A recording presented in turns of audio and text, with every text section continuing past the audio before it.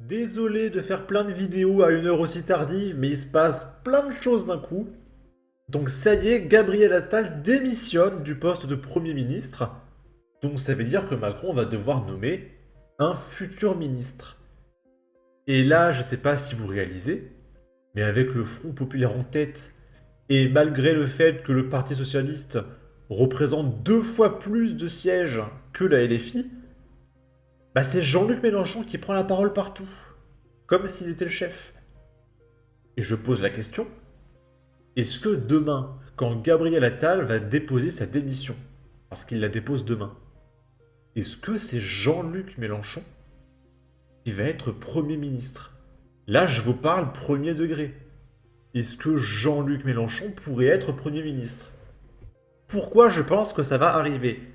Parce que Macron a mis en place la dissolution de l'Assemblée nationale pour refourguer la catastrophe qu'a été, enfin, que va être les Jeux Olympiques dans 2 semaines, je rappelle, à Jordan Bardella. Mais finalement, c'est la gauche qui gagne. Donc je pense que Macron, pour se sauver, va refiler les JO à Jean-Luc Mélenchon. Comme ça, au présidentiel, il dira, mais regardez, depuis que Jean-Luc Mélenchon est Premier ministre, le pays c'est une catastrophe. Il faut qu'il se débarrasse des JO, parce que ça va être une catastrophe, c'est obligatoire, c'est impossible que ça se passe bien. Ça ne marchera pas. Donc préparez-vous les copains, je pense que demain on fera une vidéo Jean-Luc Mélenchon Premier ministre, c'est pas une blague, on y est. J'y croyais pas, mais je pense qu'on y est, ça y est. Après, il va pouvoir rien faire, je vous rassure. Ils sont minoritaires à l'Assemblée nationale, il y a la commission qui va tout bloquer.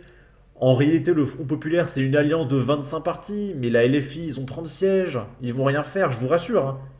Comprenez bien que le Front Populaire est une alliance de 25 partis. D'accord? Ils sont minoritaires, je suis désolé. Si on regarde parti par parti, les premiers, c'est encore les macronistes, mais ils sont quasiment à égalité avec le Rassemblement national. Les partis de gauche sont sous-divisés en 25 partis. Ils sont minoritaires, vous inquiétez pas. C'est pas encore pour tout de suite qu'ils vont piocher dans notre épargne. Du coup, on va écouter l'allocution de Gabriel Attal. Ainsi, fidèle à la tradition républicaine et conformément à mes principes, je remettrai demain matin ma démission au président de la République. Je sais qu'à la lumière des résultats de ce soir, bon nombre de Français ressentent une forme d'incertitude sur l'avenir, puisqu'aucune majorité absolue ne se dégage. Notre pays connaît une situation politique sans précédent et se prépare à accueillir le monde dans quelques semaines. Et mais sous le quinquennat de Macron, sous les 2 quinquennats, le nombre de premiers ministres, de je sais pas quoi, qui ont travaillé 3 semaines et qui sont partis est hallucinant. Et ils vont tous se barrer avec une retraite de Premier ministre à 10 000 € par mois. Vraiment, mais l'argent qui part en politique est juste galactique. Donc là, il va se barrer 10K par mois à la retraite. C'est bon, il est tranquille, là, il peut partir à la retraite, Gabi. Aussi, j'assumerai bien évidemment mes fonctions aussi longtemps que le devoir l'exigera. Il ne peut en être autrement à la veille d'échéances si importantes pour notre pays. Voilà. Ensuite, là, c'est Manuel Bompard qui explique que désormais, le président de la République a le devoir de nommer un gouvernement dirigé par le nouveau Front Populaire. Mais imaginez que les mecs vont mettre à la tête de l'Assemblée nationale, et c'est très probable, un leader d'une alliance de 25 partis qui sont tous en désaccord entre eux, alors qu'en réalité, individuellement, ils sont tous à entre 30 et 0 sièges, quoi. Et quelle magouille, mais quelle magouille! Quelle magouille! Ça devrait être interdit de faire ce genre d'alliance, vraiment, c'est de la magouille, c'est de la magouille. Qui s'est exprimé ce soir. C'est d'abord un vote de rejet de la politique d'Emmanuel Macron. Et le Premier ministre Gabriel Attal, qui a été en première ligne de cette campagne, subit une lourde défaite. Et puis c'est une défaite pour le Rassemblement national qui a été annoncé il y a quelques jours encore, en passe de remporter la majorité absolue et qui se retrouve en vérité bien loin. Et donc oui, bien sûr, c'est une victoire du nouveau Front Populaire. qui est ce soir, selon toutes les estimations, la première force politique à l'Assemblée nationale. Et désormais, le président de la République a le pouvoir. Les communistes, ils ont 10 sièges, quoi. Il y a 10 communistes à l'Assemblée nationale. C'est dingue, hein, c'est dingue. Et il a le devoir de nommer un gouvernement dirigé par le nouveau Front populaire pour appliquer son programme, tout simplement. Et du coup, on peut voir que derrière Manuel Bompard, il n'y a pas un drapeau français, hein. Là, il y a le logo Nouveau Front populaire. Aussi, il y a des drapeaux juste derrière, là. Il y en a un. Avec un drapeau palestinien. Oh là là, quelle horreur, quelle horreur. On va regarder après l'allocution de Jordan, il y a plein de drapeaux français, hein. Bon, on va la regarder maintenant, d'ailleurs. On va la regarder maintenant, on va voir un peu de drapeaux français dans ce pays. En marquant cette élection d'un taux de participation historique, les Français ont d'abord fait honneur à notre démocratie. Je tiens à remercier les électeurs du Rassemblement national et de ses alliés pour le sursaut patriote sans précédent qu'ils ont exprimé. Je veux saluer leur mobilisation, leur constance, mais également leur sérénité face aux caricatures, aux campagnes de désinformation et souvent au mépris de nos adversaires. En dépit d'une campagne de second tour marquée par des alliances politiciennes contre nature, destinées à empêcher par tous les moyens les Français de se choisir librement une politique différente, le Rassemblement national réalise aujourd'hui la percée la plus importante de toute son histoire. Donc là, on peut voir qu'il y a quand même des drapeaux français. Et comprenez bien que malgré cette défaite, le Rassemblement national est encore plus nombreux à l'Assemblée nationale. On a gagné entre 40 et 60 sièges de plus. Ok ?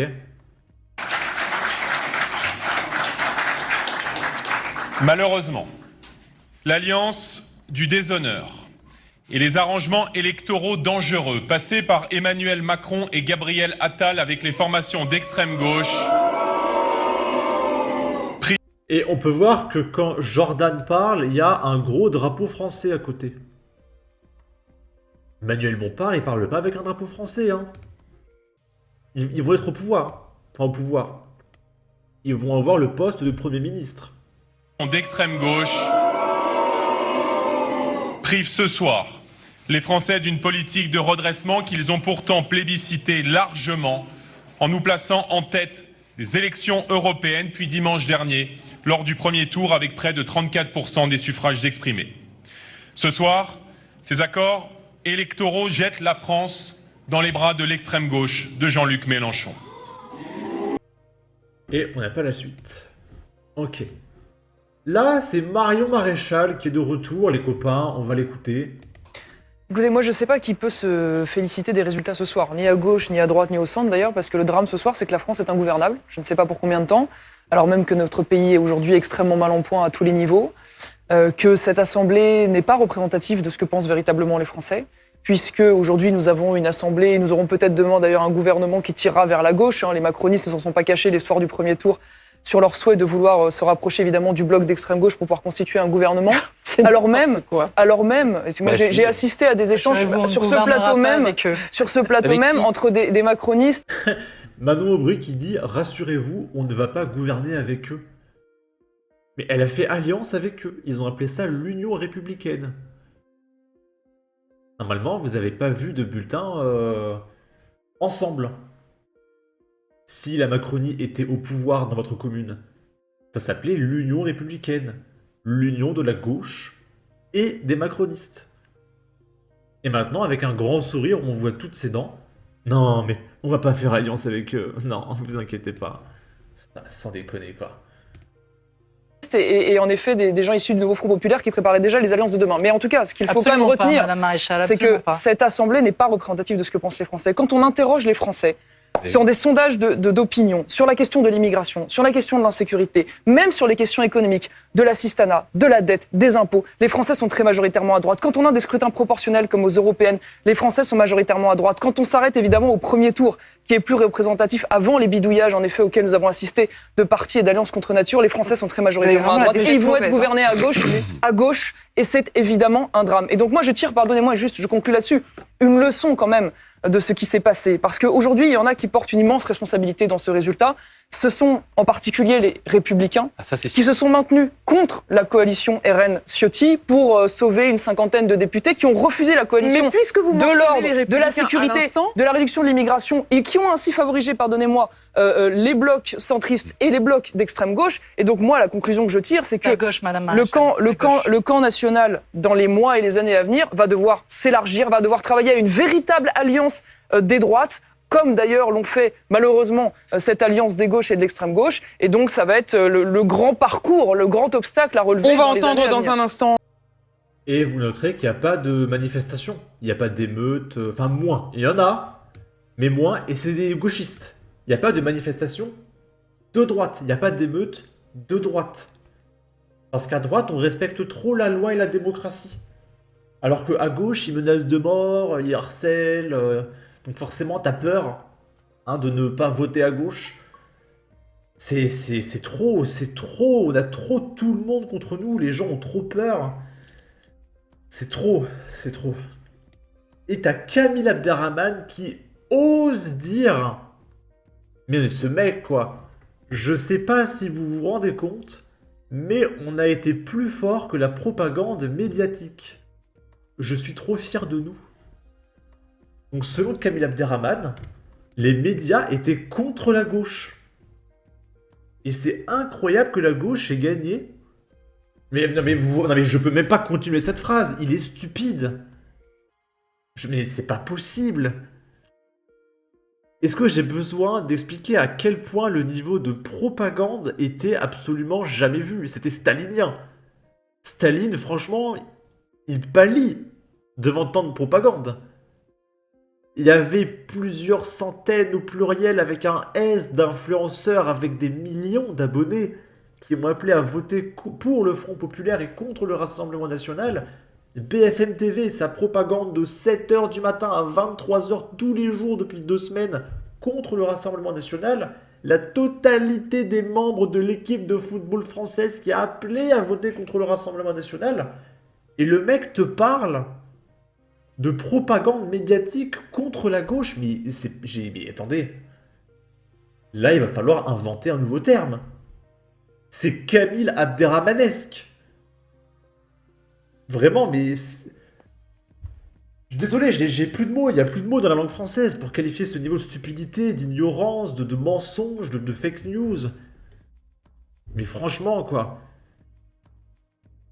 Franchement. Et les gens ont voté parce qu'ils ont peur, ils se sont menacés de mort à cause de la propagande, etc. Oui, c'est les Français qui ont parlé, bah oui, évidemment. Bref, allez, prenez soin de vous, ayez confiance, tout n'est pas forcément perdu, calmez-vous. En plus, il y a les JO dans 2 semaines, on va pas respirer. Bref, en tout cas, abonnez-vous, suivez-moi sur Twitter, salut.